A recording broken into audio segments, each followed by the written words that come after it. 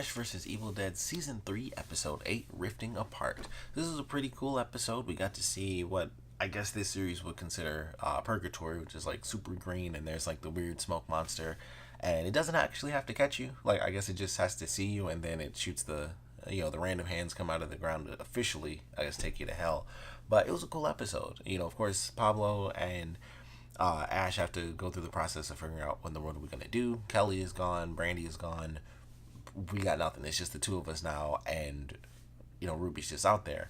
So there's like, all right, well, they're in the rift. We've seen that they're on this other side, so maybe we have to go there. And of course, Ash has to kill himself, which I love that scene because he's freaking out. So he does the 2.5, and Pablo hits 3, and he stabs him.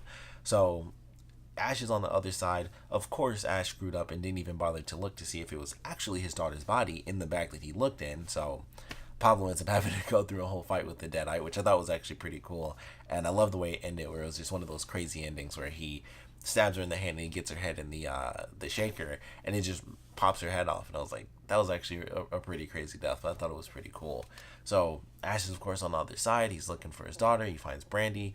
Before that, of course, Brandy ran into Dalton, and then both of them ended up running into Kelly, and then they run into Ash after he goes through like the little teleporting doors, because they jump him all over the place. So he goes from the basement to the sperm bank, and then that's when he hits, I believe it was the bar or wherever they were, the theater. So they have their little team up, and then they all kind of escape, and Dalton's like, well, you guys go for it and I'll distract the creature, because Ash, of course, is like the chosen one and everything. They also had a really great joke about Kelly was like, as happy as I am to see like that indestructible blue shirt, I thought that was really funny. But Dalton sacrifices himself, which sucked. I was just like, thought he could have made it, but what can you do?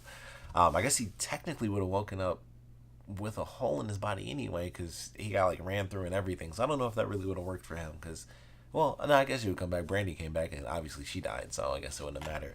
But they go through the process. Ash was freaking out. It was like, oh, they destroyed the car and everything. He somehow gets it to work after they get pulled under. They shoot out of the street, and then they're able to make it down into the basement. And unfortunately, because Kelly's body has a soul within it, her soul is not allowed to travel back through, because there's nowhere for her to go. So I thought that was very interesting, because now, with Dalton gone, she's totally by herself. So I was like, okay, well, that really sucks. Because I was curious how it was going to play out. I mentioned that in my last review. It's like, well, is it a totally separate body? Is it soul-based? What is going to be the key? And it's soul-based. Your soul goes straight back to your actual body, but because Kelly's, of course, was filled with this other demon, she can't go back. So she's just stuck there now. So I'm looking forward to, however in the world that's going to end up playing out. So that should be fairly exciting to see. But, Brandy's brought back. Ash, of course, comes back. And then it's like, well, we still have to find a way to get Kelly. And that's when we get the ending of the episode, where we find out that the reason one of the knights, the only woman that ended up surviving from the last episode, or 2 episodes back, the reason she wasn't in the basement is because she got kidnapped by fake Kelly, because I can't remember the demon's name. So she takes her back to Ruby's house, and then she speaks like this ancient language, and she realizes, oh crap. And Ruby's like, well, we can use her. And so I assume she's going to die, because it seemed like, I thought they were legitimately just going to cut her tongue out because she spoke the language. And it was like, oh, that's some weird, magical rare thing or something. And so something's going to happen there. I just assume she's going to die, because everybody's been dying this season. Some have come back, obviously, but pretty much everyone's just been getting killed off. So I don't know what's going to happen with her character. Maybe she'll live, maybe she'll die. But looking forward to the next episode for sure.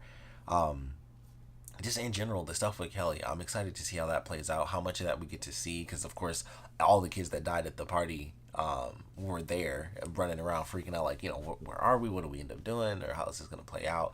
So we'll of course end up seeing a lot more of that. Maybe she'll find a way to defeat whatever this random smoky demon is. That would be interesting too. But all in all, it was definitely a cool episode. I really like getting to see them in like the weird deadite purgatory, and just how all that was playing out, like the Pablo versus the deadite. I thought was just a cool fight.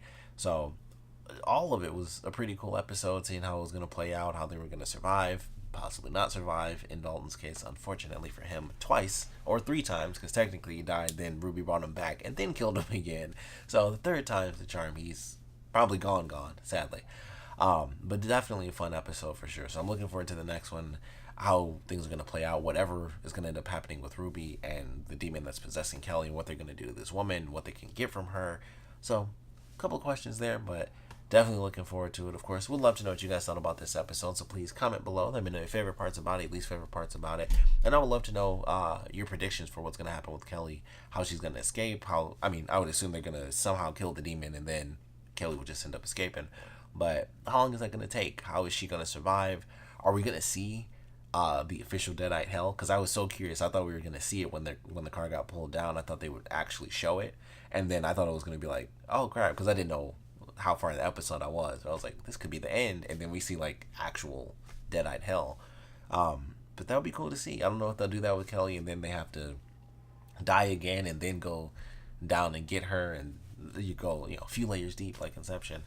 But that would be really cool. I doubt they'll do that, but in general, I want to know your predictions. And like I said, definitely want to know what you guys thought about the episode in general. So please comment below, let me know, and thanks for watching.